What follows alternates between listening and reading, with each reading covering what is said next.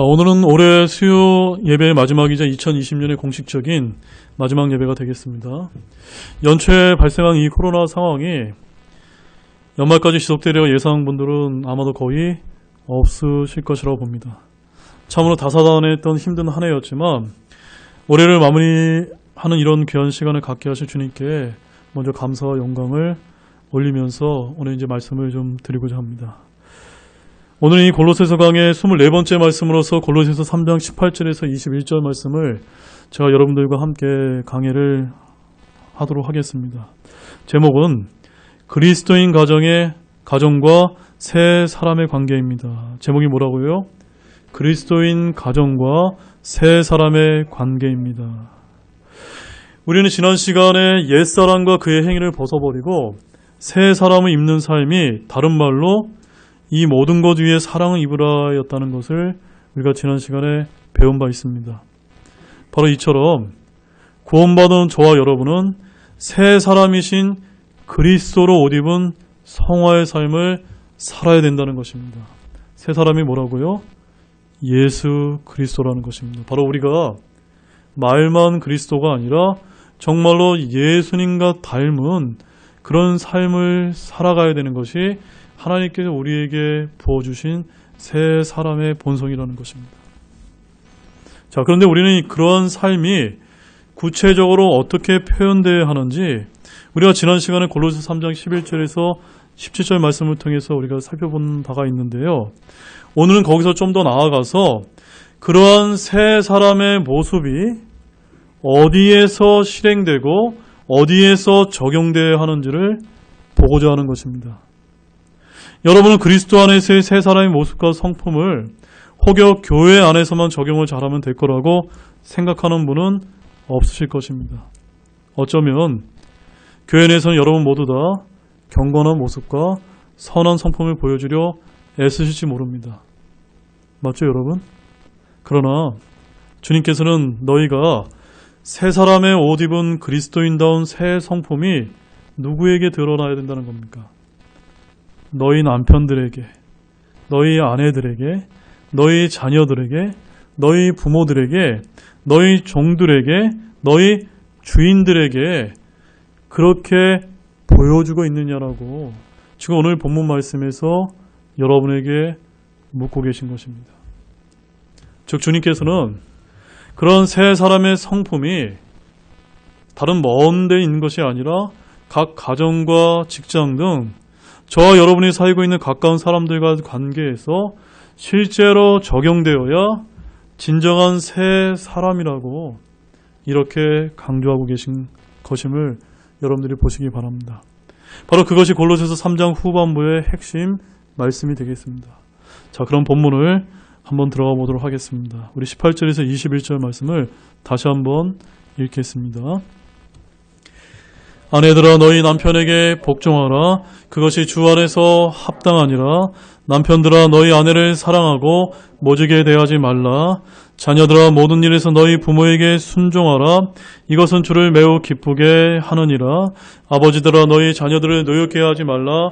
그들이 낙담할까 염려하노라. 자, 여기서부터는 그리스도인 가정에 관한 말씀이 이제 나오기 시작합니다.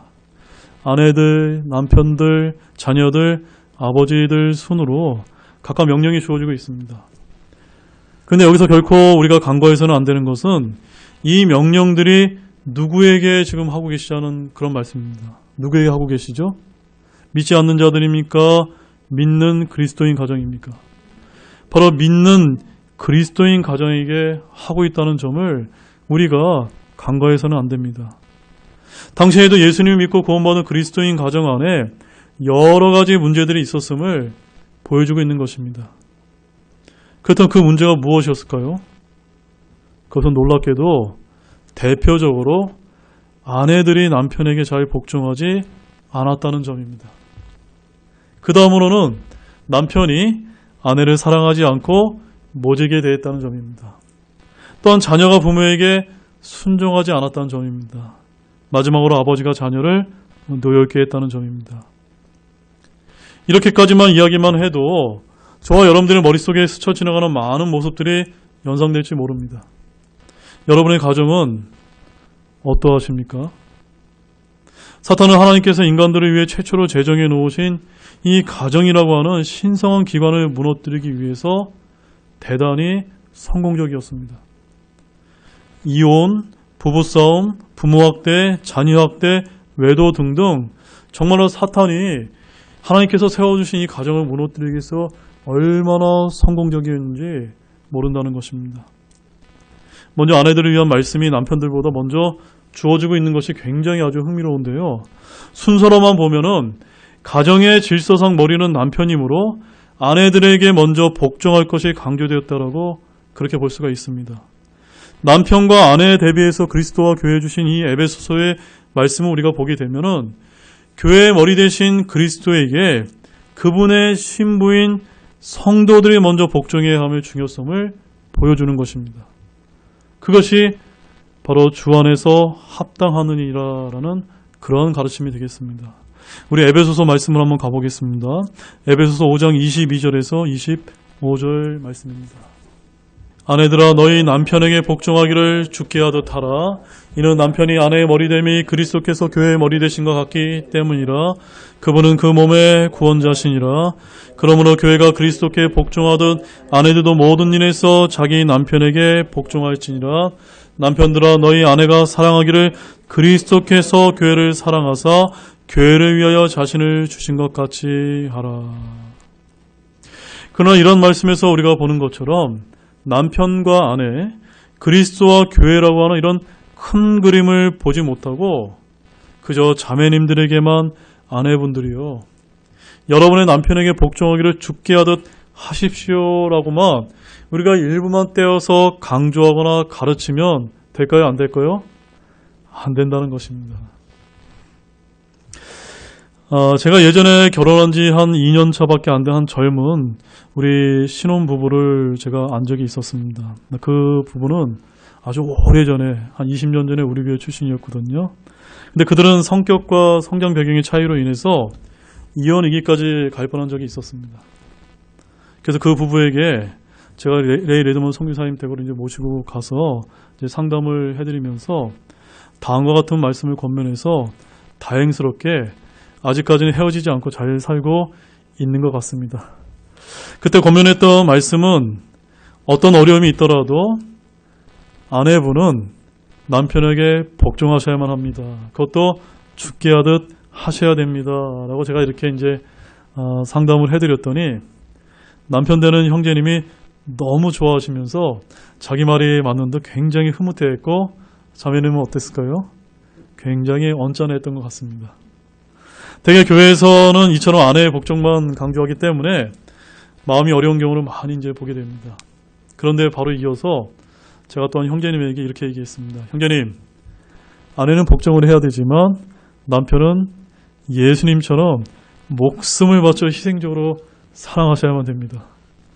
형제님은 자신을 주신 것 같이 아내분을 사랑하는 마음에서 그렇게 희생적으로 행동하셨습니까? 라고 이렇게 제가 이제 말씀을 드리자 형제님은 금방 조용해졌습니다. 그렇습니다. 우리가 이런 성경적인 원리를 따라야만 됩니다. 그러면 어떤 일이 벌어질까요? 정말로 가정 내 부부관계는 문제가 생길까요? 안 생길까요? 생길 수가 없습니다. 이러한 성경적인 원칙들을 잘 따르지 않기 때문에 남편과 아내는 서로의 입장만 주장하고 그저 평행선을 달리다가 또한 감정이 격화되어서 극단으로 가게 되면 결국 이혼의 위기에 이르게 되는 것입니다. 이게 누가 노리는 것일까요? 바로 사탄이 노리는 것이라는 점을 우리가 잊어서는 안 되겠습니다. 여러분, 그리스도께서 교회에게 보여주신 사랑은 어떤 사랑이었습니까? 이에 대해 우리가 궁금을 하다면 우리는 고린도전서 13장에 가서 확인해 볼 필요가 있는데요. 부부간의 관계에 필요한 사랑의 속성만 나름 제가 발췌해 보았습니다. 고린도전서 13장 4절에서 7절을 제가 읽어드리면 거기에 이런 말씀이 있습니다. 사랑은 오래 참고 친절하며 시기하지 아니하며 쉽게 성내지 아니하며 모든 것을 참으며 모든 것을 믿으며 모든 것을 바라며 모든 것을 견디느니라. 한번 여러분 다 이게 부부끼리 나오셨죠? 한번 서로 한번 바라보시기 바랍니다. 이렇게 우리가 잘 해오고 계십니까? 좀 저와 여러분들 좀 부끄러움이 좀 있으시죠? 저도 마찬가지입니다. 우리가 이런 말씀대로 순종한다면 결코 이혼은 일어나지 않을 것입니다. 또한 이혼은 하나님의 뜻이 아닙니다. 이혼을 생각하는 커플이 있다면 저와 여러분들이 이제 다음의 말씀대로 권면을 해주시기 바랍니다. 마태복음 19장 6절을 한번 찾아보십시오. 그런즉 그들이 더 이상 둘이 아니요 한 육체이니 그러므로 하나님께서 짝지어 주신 것을 사람이 나누지 못할지니라 하시거늘. 이혼이 가능합니까? 안 가능합니까? 가능하지 않습니다.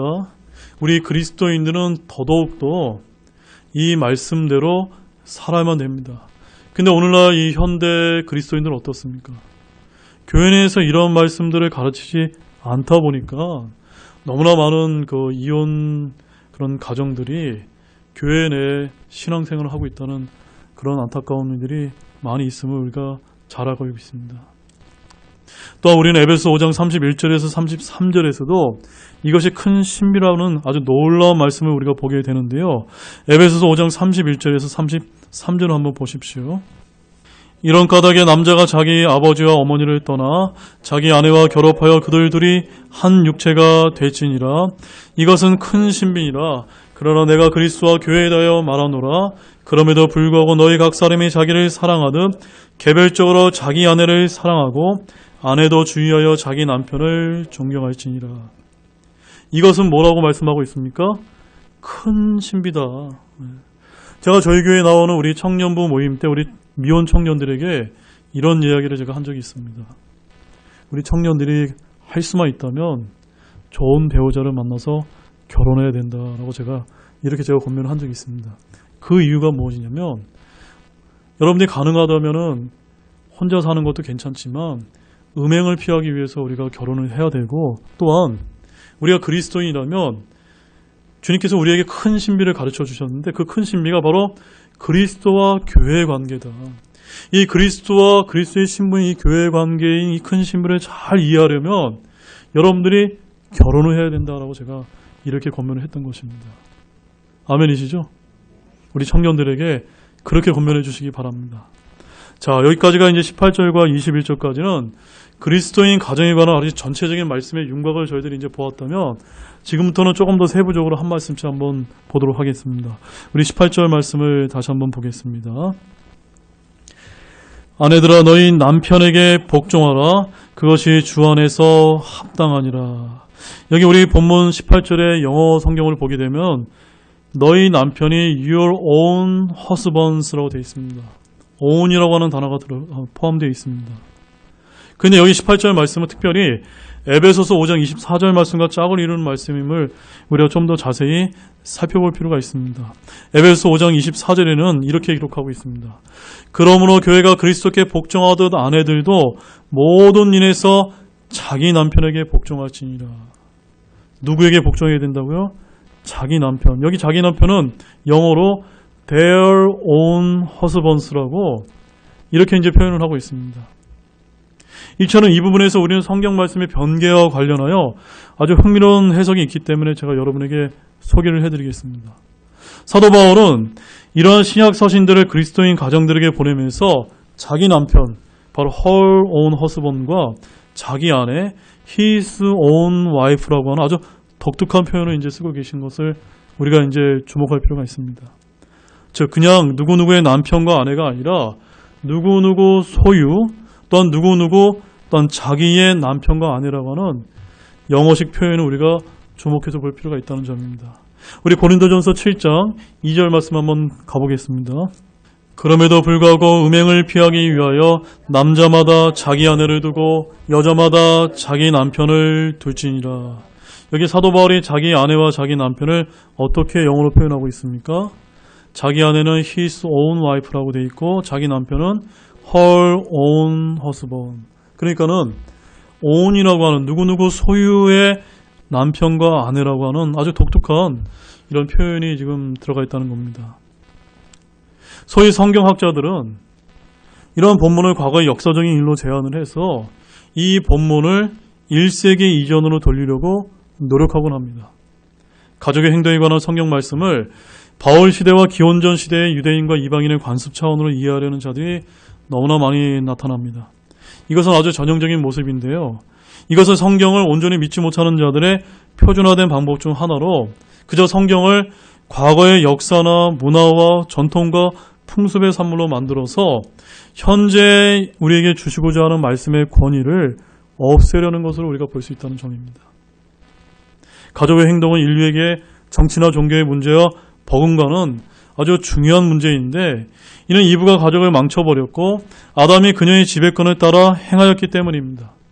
가족의 행동은 이교도 작가들이 어떻게 그들의 생각을 글로 표현해야 되는지를 배우기 한 500년 전부터 우리가 잠언 말씀에서 무려 59절 이상이나 발견되고 있을 정도로 굉장히 중요하다는 점입니다. 우리가 다시 한번 학자들은 이 에베소서 5장 22절로부터 다음의 단어가 몰래 들어왔다라고 아주 황당한 주장을 하고 있습니다.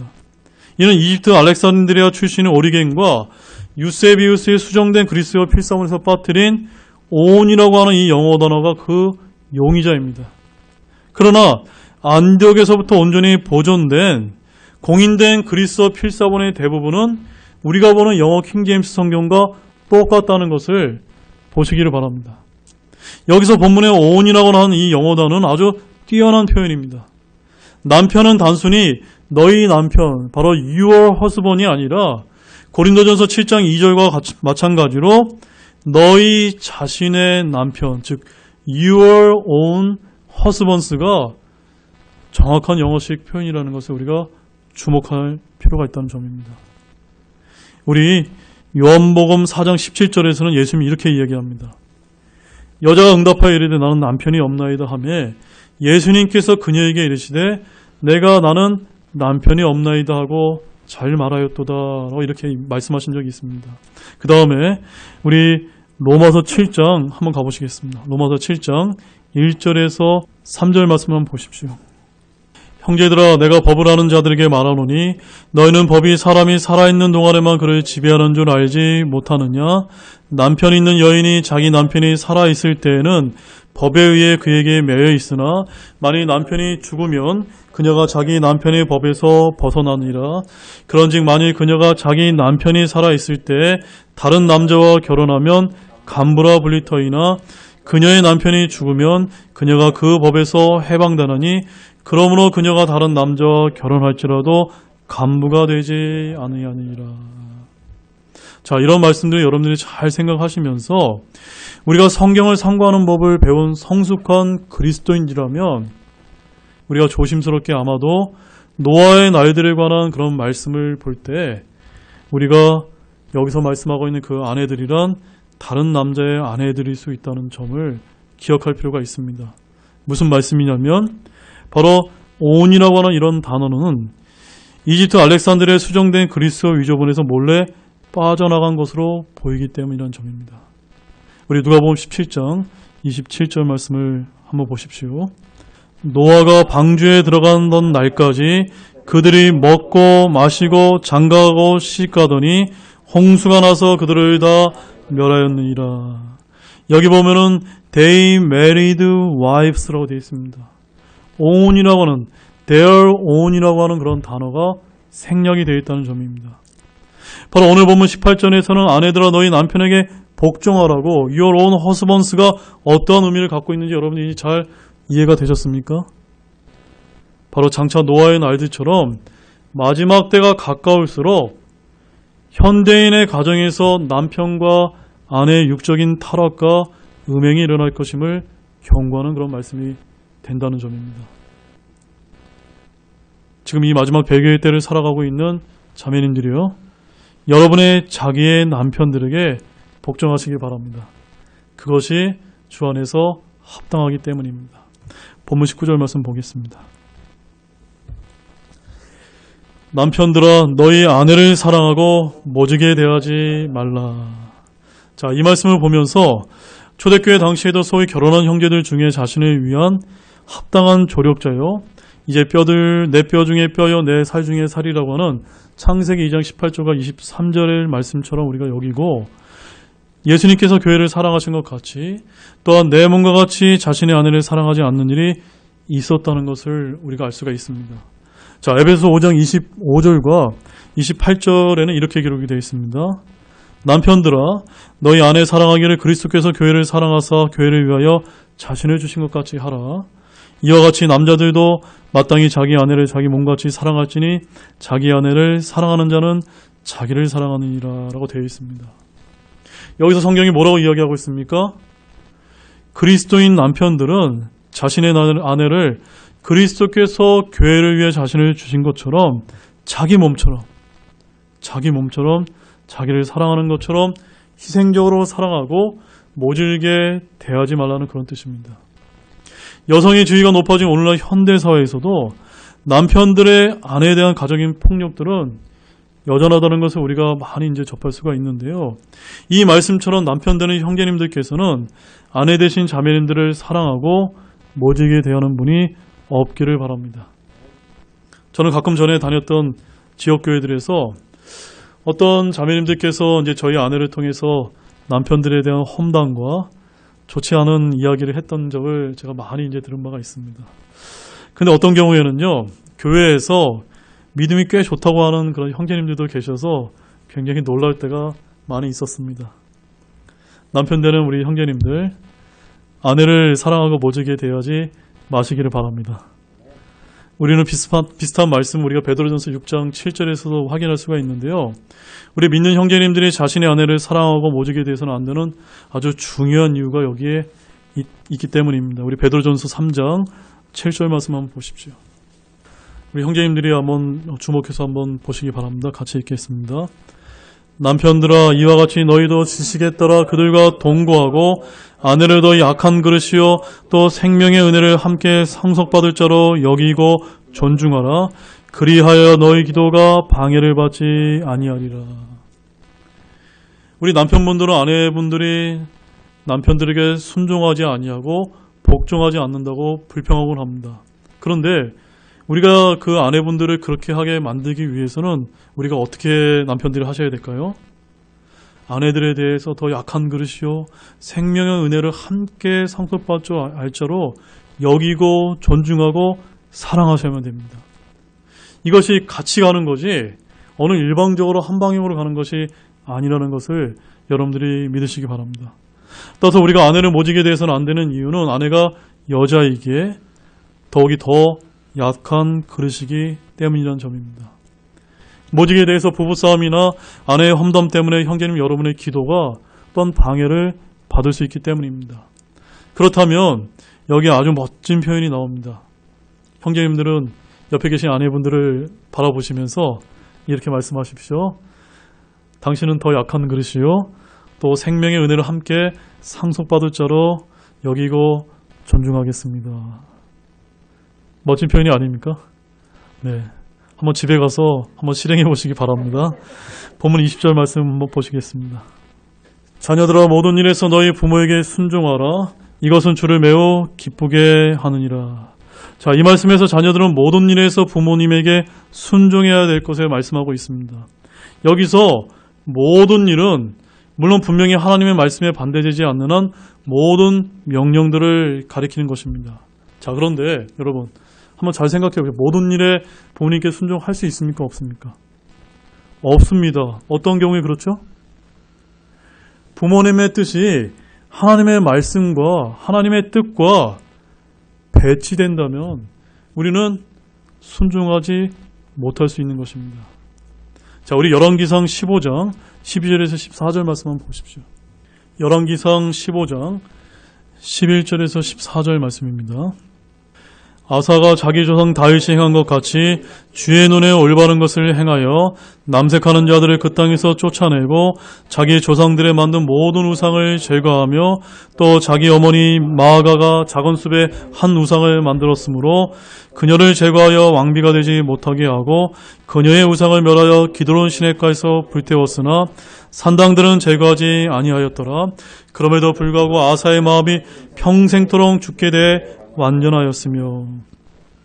여러분 이 말씀 이제 잘 이해하셨죠? 아사가 굉장히 선한 왕이었거든요. 그런데 누구의 뜻을 거역했습니까? 자기의 어머니의 뜻을 따르지 않았다는 것입니다. 왜 그랬습니까? 자신의 어머니가 우상을 섬겼기 때문에 자신은 하나님을 따라야만 됐기 때문이라는 점입니다. 마찬가지 원칙으로 모든 일에서 우리가 부모에게 순종해야 되지만 때로는 하나님의 뜻과 맞지 않을 때는 순종하지 않고 하나님을 기쁘게 해드려야 된다는 것입니다. 마찬가지 원칙으로 아내 되신 분도 마찬가지입니다. 남편 되는 분도 마찬가지입니다. 남편이 모질게 대하고 사랑하지 않으면 아내들은 순종할 수가 없는 것입니다. 또한 부인이 순종하지 않으면 남편분도 아내를 사랑해 줄 수 없는 것입니다. 이것이 같이 가야 된다는 것을 여러분이 기억하시기 바랍니다. 따라서 이것은 우리가 주님의 뜻에 어긋나는 예외적인 경우로 말하는 것인데요. 실제로 저 같은 경우에도 부모님의 순종을 함에 있어서 제가 믿고 가는 이 독립침례교회의 길에 있어서 우리 부모님의 뜻과 맞지 않기 때문에 때로 안타까울 때가 굉장히 많이 있습니다. 그러나 저는 이 길이 주님의 뜻이라고 믿기 때문에 순종하지 않을 수 있다라고 제가 믿고 이 길을 걸어가는 것입니다. 즉 하나님의 말씀에 따라 육신의 부모님보다는 하늘의 아버지께 순종해야 하기 때문입니다. 갈라디아서 1장 10절에 이런 말씀이 있습니다. 혹은 사람들을 기쁘게 하려고 애쓰느냐 내가 아직도 사람들을 기쁘게 한다면 결코 그리스도의 종이 아니니라. 우리가 이 말씀을 주의 깊게 적용을 해본다면 우리가 주님의 뜻을 따르기 위해 혹여 부모님의 뜻을 거역한다면 그것은 보다 큰 의미에서 그리스도의 종으로서 하나님을 기쁘게 해드리기 위함이라는 그런 뜻입니다. 그러면 모든 일은 하나님의 뜻 안에서 부모님에게 순종하는 것임을 믿으시기 바랍니다. 그리고 이것이 옳다고 말씀하고 계시다는 것도 기억하시기 바랍니다. 에베소서 6장 1절에 이런 말씀이 있습니다. 자녀들아 주 안에서 너희 부모에게 순종하라. 이것이 옳으니라. 부모에게 순종하고 공경하며 귀를 기울인 것은 옳은 일이며 여러분에게 이 땅에서 실제적으로 잘되고 또 땅에서 장수하게 하며 복을 가져다 줄 수 있다고 그렇게 약속하고 계십니다. 그래서 에베소 6장 2절과 3절에 이런 말씀이 있습니다.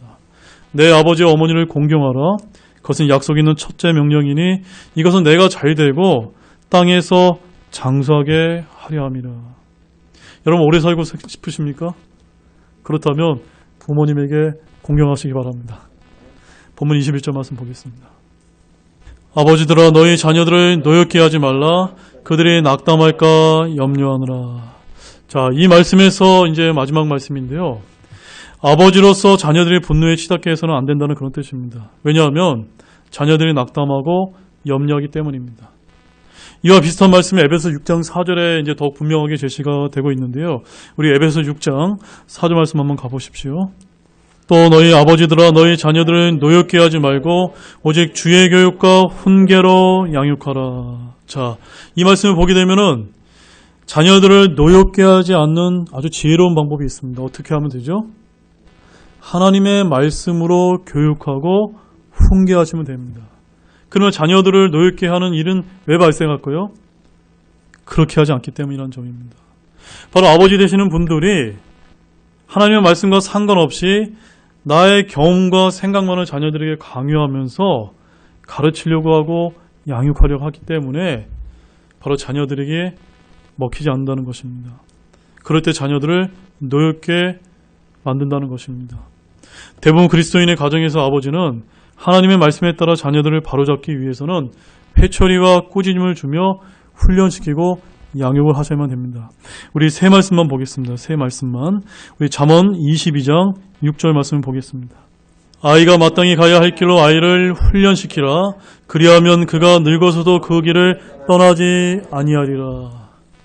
제가 보니까 여기 나오신 분들은 다 자녀들을 아주 장성하게 키우셨기 때문에 이미 때가 지나서 좀 안타깝긴 하지만 우리 이제 아직 어린 자녀를 두신 우리 형제자매님들은 아이들을 더 늦기 전에 바르게 훈련시키도록 할 필요가 있다는 점입니다. 잠언 23장 13절 말씀 보십시오. 한 장 넘기셔서 바로잡는 것을 아이에게 금하지 말라. 내가 그를 회초리로 때릴지라도 그가 죽지 아니하리라. 회초리로 때리면 죽습니까? 안 죽습니까? 안 죽습니다. 네. 이 말씀 믿으셔야만 됩니다. 그 다음에 잠언 29장 15절입니다. 그럼 우리가 왜 회초리와 꾸짖음으로 자녀를 양육을 해야 되냐면요. 바로 이 말씀 때문입니다. 회초리와 꾸짖음은 지혜를 주거니와 제멋대로 버려둔 자식은 자기 어머니에게 수치를 가져오느니라. 어렸을 때부터 하나님의 말씀으로 회초리를 들어서 잘 양육을 하게 되면 아이들은 성장해서 바르게 자라게 되는 것입니다. 우리가 이런 성경 말씀들을 하지 않았기 때문에 커서 우리 부모님들이 수치를 당하게 되는 것입니다. 따라서 여기에 원칙이 있습니다.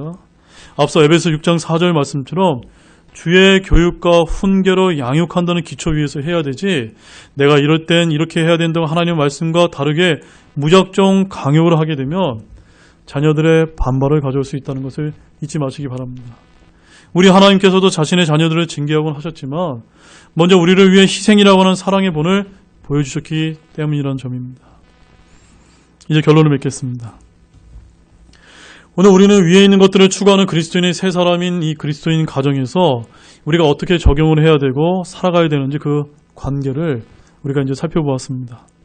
이런 말씀들은 우리가 자주 듣지만 계속해서 반복해도 또한 강조해도 저는 지나치지 않다라고 믿고 있습니다. 왜냐하면 우리 사회의 기초인 가정이 영적으로 건강하고 튼튼해야만 건강한 국가가 될 수 있고 건강한 사회가 될 수 있다라고 믿기 때문입니다. 오늘 현대사회에서 일어난 모든 사회와 국가의 문제는 바로 하나님의 말씀으로 세워진 이 가정들이 무너져서 그렇게 일어난 일이 아닐까요? 따라서 우리 교회만이라도 하나님의 엄중한 말씀 앞에 우리 자신을 비춰보고 각 가정 안에서 그리스도의 새 사람의 성품과 모습을 얼마나 적용하고 있는지를 생각해보는 귀한 시간이 되시기를 바랍니다. 올해 마지막 설교를 마치면서 내년에는 저를 비롯한 여러분 가정 모두에서 바로 그리스도의 새 사람의 본성과 모습이 넘쳐남으로써 바로 주님께서 주시는 영적인 축복이 여러분 모두에게 충만하게 임하시기를 정말 우리 주 예수 그리스도의 이름으로 기대하며 축원합니다. 기도하시겠습니다.